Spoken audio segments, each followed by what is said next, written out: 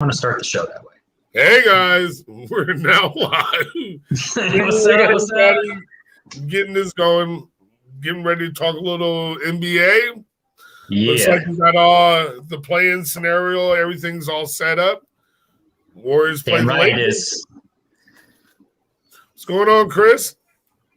Oh, not much. Hey guys, Care to join us, Christopher? All right. All right. I'm here. I'm just listening. Okay. Well, I was going to say, what do you guys think about the playoff scenario, the play-in scenario? Your team's in, my team's in. We got one. I think it's real interesting. I think the most interesting things is watching all these teams try to run from certain teams that are in the play-in. You got the Clippers and the Nuggets all trying to affect their seeding so they can avoid having to play the Lakers in the first round. I think that's pretty interesting.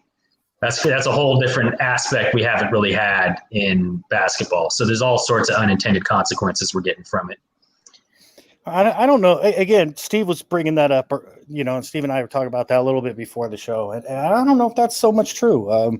I think when you really look at it, right, Warriors go and beat the Lakers, right? Lakers win the next play-in game. They're in the same bracket as both of those two teams. They, avoiding them, you can't avoid them. Right, so the Clippers do not want to play the Lakers. The Clippers just lost to Houston and then OKC back to back. If you don't call that tanking to try to change their seeding, I don't know what you call it. Resting your players to get into position to play a very long playoff season. I've heard this argument earlier on some of the other talk shows, and I'm like, you can totally look at it a completely different ways. And they do, and most teams do throughout the year, and nobody says, "Oh, they're tanking." Ain't nobody been bitching about the Lakers more than willing to continue to allow them to drop, knowing damn well they're sitting guys for the playoffs. The Clippers should be able to beat the Thunder and the Rockets with their reserves easily. They intentionally lost those games. I don't know if that's true. I don't know if that's true. The fact is when you look at the Clippers roster, it's not like they're hella deep. It's not like their second team ain't that great. That's why they're in the third and fourth position. Bro, they're not all that great. The Rockets and OKC are playing their scrubs. They're not even playing their good players, and they were already horrible. So scrub crime sounds like that's even more feasible.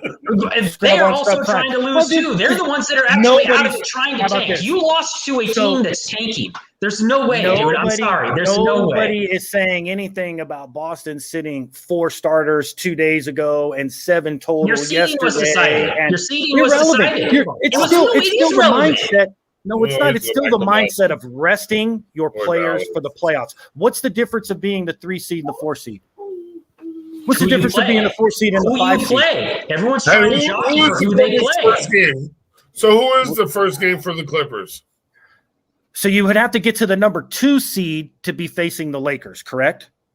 Yep.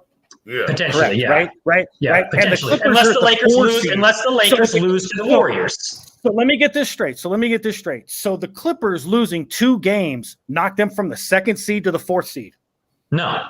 No, they didn't. So they weren't jockeying to run from the Lakers like everybody's saying. They were trying to get out of the Lakers bracket. Everyone's assuming the Lakers are going to be the 7th seed. They're trying to get out of the Lakers bracket. And you know what assuming does? It makes same reason why Denver didn't try to beat the Trailblazers, because they would have had to be in that matchup.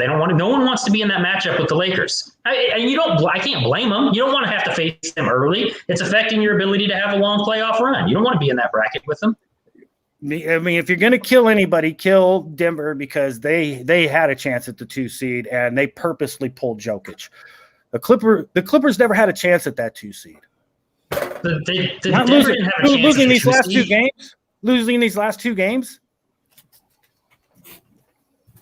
Denver wasn't going to get the 2 seed. The Clippers and Denver were in the same boat. It was the 1 seed. It was between Phoenix and Utah. Never going to get the 2 seed. Maybe it's Utah that I'm referring to.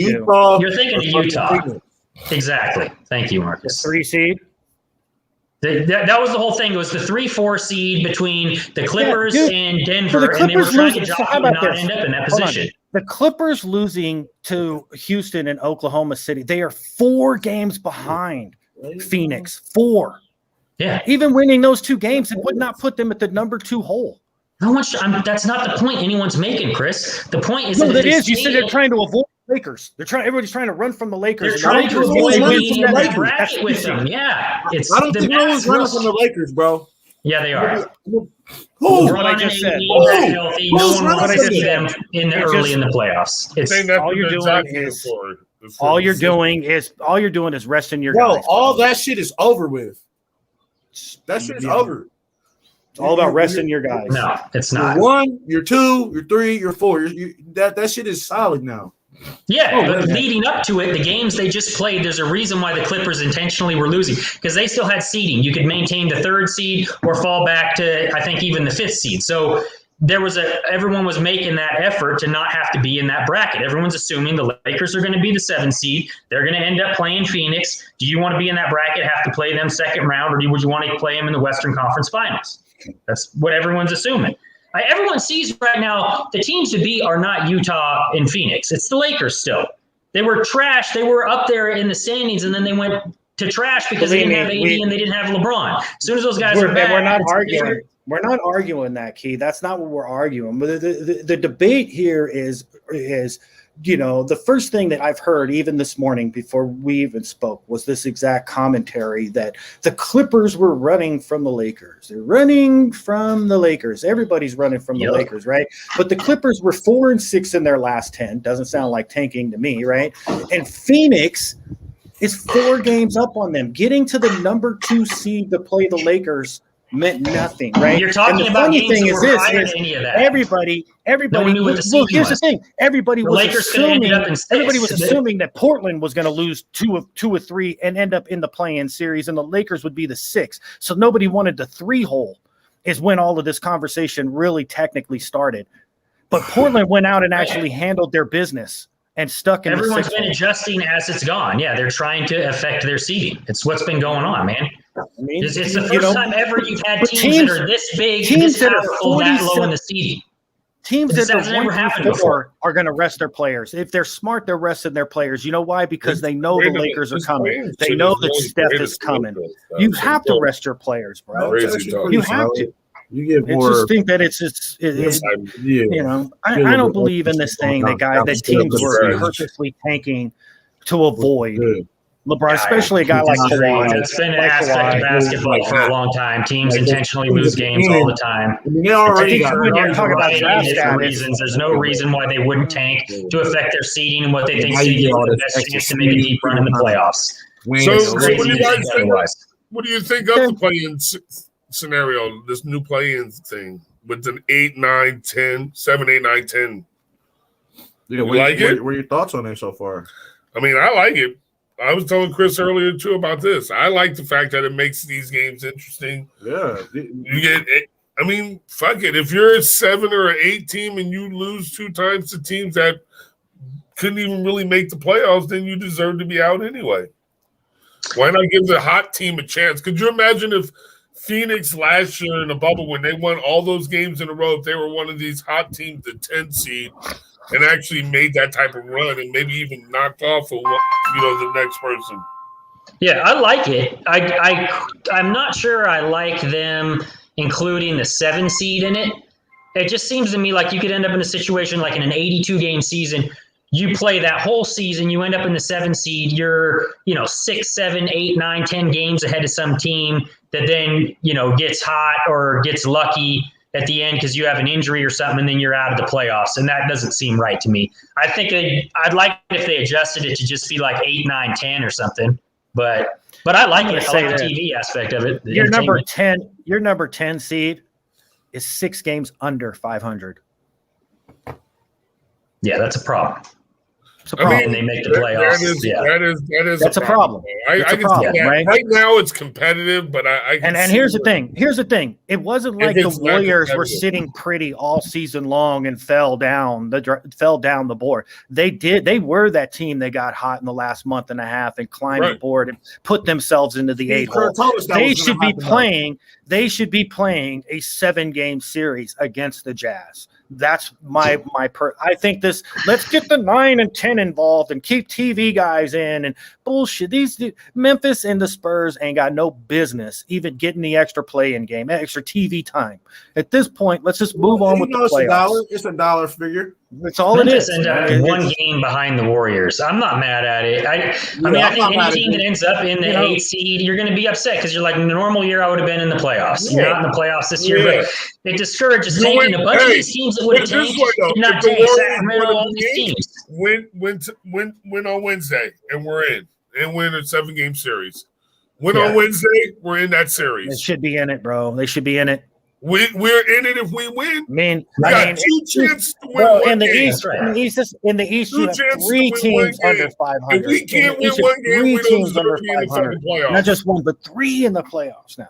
Yeah. No, there's potential serious issues with it depending on how each season breaks down. I mean, look, if you want to go 8-9, how about this? If you wanted to, I'll even agree with you on this, Key. Right? If you go down to 7 and 7 is locked, and you play the 8-9 team in like a 3-game series for the number 8 hole, I'm good with it. Right? I'd be like, okay, I can understand this. But when I'm sitting there and I'm staring at teams that technically should be in the fucking lottery, you know what I mean? And technically in a play-in game, right? This isn't fucking the NC2A.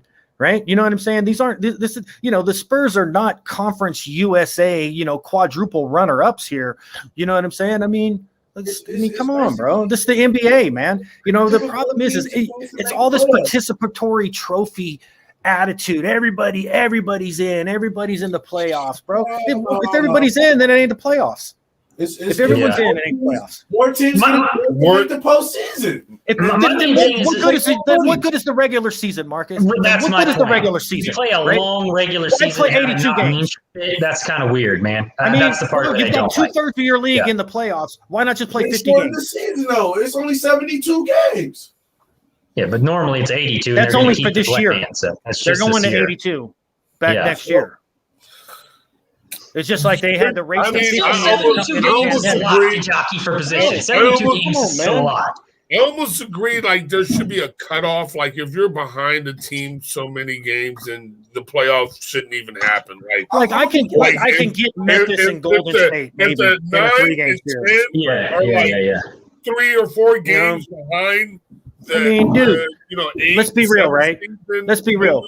I'm looking at this. They shouldn't deserve it. Just Charlotte at 33 and 39 really need to play Indiana at 34 and 38 to find out if they could play the loser of Boston and the Wizards. I feel like it just gives us more competitive basketball. And me being a basketball fan, I'm all for that. I agree with that. Yeah, it definitely is better to watch. But here's the thing: come on, bro. Is this really competitive? There's a fairness aspect of it that doesn't seem right to me, from a standpoint of playing such a long season. You work your ass off all season to have it come down to one game, and anything can happen in one game. Someone can get hot, someone can get hurt, all sorts of stuff, and that just kind of and then you're basically saying that whole season doesn't matter. I don't like that aspect of it, but these games are fun. That part of it for the fan. Yeah, it's great, man. I mean, it was great watching the last game of the season actually fucking mean something like that. Yeah. That was fucking awesome. That was fun. Yeah. And so, and my bar, we made love. It was lovely. You need that. Yeah. All those games, even the Laker game, just because it's a game that means something, even if they're not fans of the Lakers, people want to watch this game to see what happens if they win.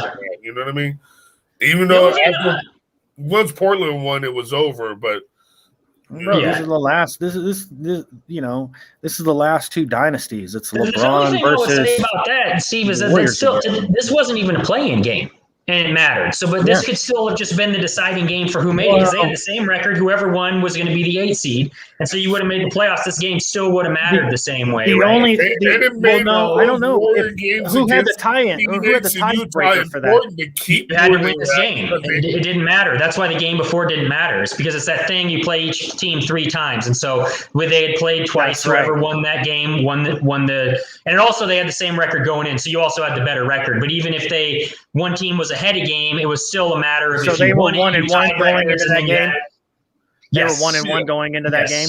Yeah. Okay. Yeah. So it was the perfect scenario for that. It was the perfect scenario. But again, I'm looking at that, and that should be your play-in series right there instead of playing games. That should be your play-in series. Let those 2 teams play a 3-game series, best, first to 2, and there's your 8 seed. Yeah, I agree with that. Right. I think that'd be. I mean, Warriors. I mean, whoever's 8-9, right? I mean, personally, I would prefer that the Warriors are in, and the Lakers got to take the extra beating. That's just me, but. Well, I agree with what Steve said too, though. I mean, if you're like 5 games up on the team that's in the 9 seed, you shouldn't have to play that team. That's ridiculous. You got a 5-game lead on them or something. I think that's where they can do it. Like where if they're up like so many games, like you can even go down to 3. You know why you can't do that? You know why you can't do that? It's because it's not all things are considered equal between the 2 conferences. Right? Look at the differences in records, like we were just saying. You've got 3 teams under 500 in these play-in series. I mean, are you saying that, because one is only 5 games under 500 and the other is 7 games under 500, they shouldn't have to play? I mean, we're saying the distance between the team in front of them. We're saying the 8 seed to the 9 seed. How many games are you up on them? What, 10? That's what you're saying, like 3 games or 5 games or something. If you're 5 games behind the 8 seed, you don't qualify for a play-in. I think that's here's the thing, right? Qualify. Okay, how about this? I'll tell you right now. You got to qualify for a play-in. You got to make the play-in to qualify. Okay. Yeah. So in this series, you got to beat us by 2 type of shit when we play basketball. All right. So in this theory, technically speaking, right, had Boston really played hard against the Knicks and tried to win and didn't sit 7 of their starters, they would have been 3 games up on the Wizards. Are you saying they shouldn't have had to play the Wizards, even though the Wizards have probably been one of the hottest teams in basketball for the last month? Right? We're already saying that the 7 seed shouldn't even be involved anyway. So they shouldn't have been involved. If you did do it that way, and they did do it, but I'm just saying if that's your saying, so you don't have to have a play. But that's the thing, right? Is you're saying like because you've won more games because you're 3 games ahead. Isn't that what matters? Put it on the line. You just said we're making the same. But now you're trying to say, hold on, no. Now you're trying to say, well, if they've got a big enough lead, just blow it off. Well, it's the regular season wins. The games should count for something in the regular season. If you got a 5-game lead on them, you've outplayed them all season. Just because a team gets hot at the end of the season, it doesn't mean anything. So if the Wizards go into Boston, if the Wizards are 5 games behind Boston and goes in and beats Boston, right? That technically speaking, they shouldn't have played. Well, by your guys' standard, because they're so far behind, they shouldn't even played. But yet you take it one of the hottest teams. Chris, you like to argue so much. You've basically changed your argument over the course of this right here, because he started off earlier saying that the season should matter, and now he's at a point where it absolutely should. They should have played. What? Well, no, I didn't bring this point up. I didn't bring this point up of saying if they would have won, they should have been in. No, what? If there's no distance, shouldn't matter. If you're saying through 7, there's solid 8-9 plays, it shouldn't matter if it's a 3-game lead or a 30-game lead. If they're in the 8 hole and they're in the 9 hole, they should play.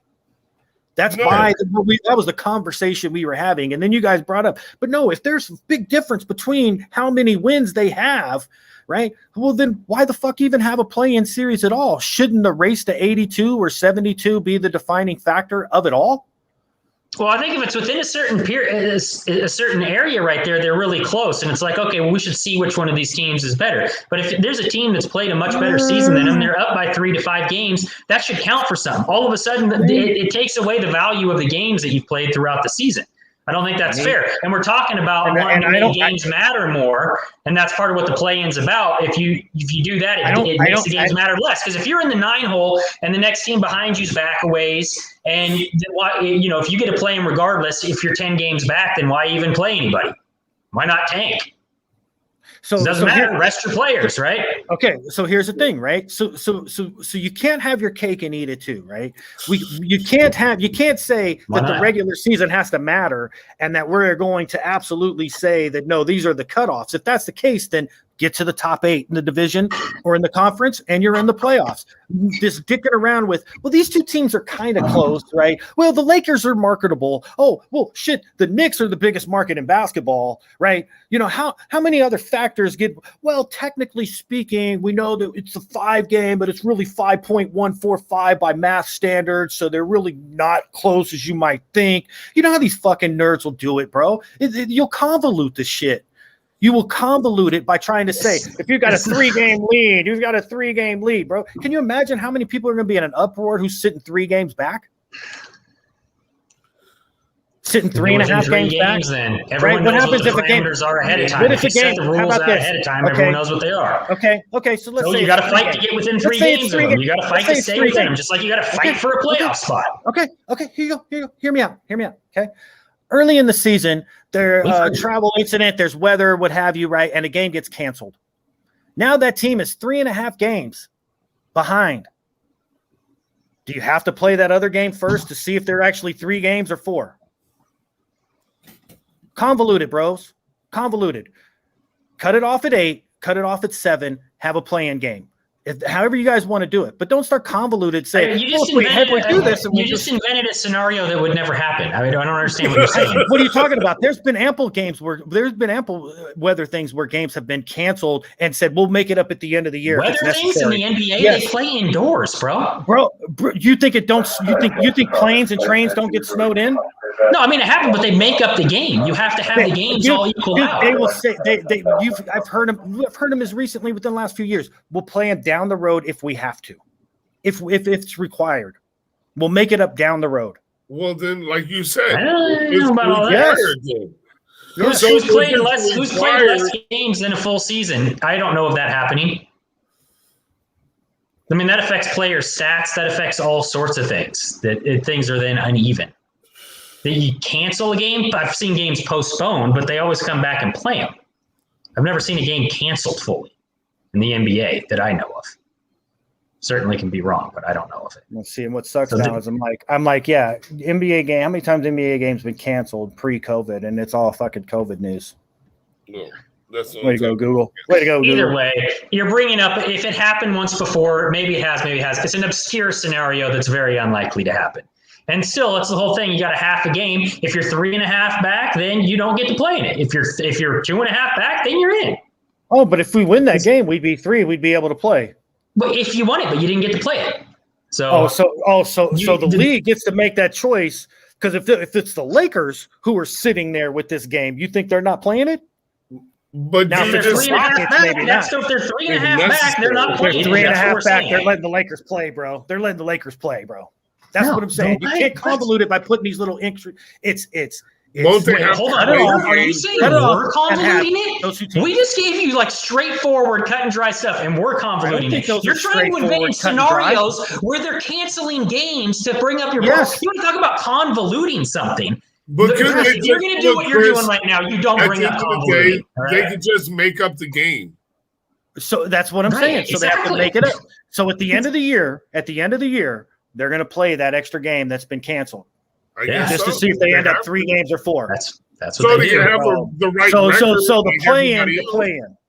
play-in. They oftentimes just add an extra back-to-back somewhere. They get an extra day off then, and they make it. The team gets another back-to-back. That's what they did with the Pelicans a few years ago when there was water. Did they cancel games? Let me ask you this: did some teams cancel games because of Kobe Bryant's death? Well, there was a league-wide agreement to not play certain games on certain days, right? But immediately after, they made up those games, though. They did. They did. And I'm not saying that. But if it's late in the year and something were to happen and that game doesn't get played, if there's 12 games to go, right? They're like, oh, we'll make it up at the end of the year because of travel restrictions, who they have to play. That other team needs to be prepared to play all of these other things. And they're like, no, we'll make it up after the season if it's needed. And by putting in this 3-game rule, if I'm 3.5 back, man, we got to play that game. Well, yeah. I just think that you gotta cut it off. You can get in. I think it's got to be easier just to say it's either 1 through 8, which is my preference, but that's going away. That's obviously never coming back. I think it should be 1 through 7, and 8, 9 should play. And I'm good with that. Yeah, I don't care if that too, 8, 19 is 15 games apart. That's where I don't think that's right. I mean, you play the whole season for 7. I don't think that's right. I got. Hold on, though. I got to be right back. Me too. Hold on, Steve. I'll wait for Steve to come back. Wait for Steve. Yeah, but you can grab it whenever. Don't worry about it now. I'll give one to you. Chris bounced on us. He said he's out. Why? What happened? I got to go do something real quick. I don't know what happened to Chris, but really? No, I thought we were all taking a break. No. That's why I said I was waiting for Steve to get back because he was getting up. But I got to be right back. Hold on. Okay. No, I had a in-house emergency. I had to take care of. But where you go? Are we all on pause? And that'll be that. We'll start a new broadcast. No, we're good.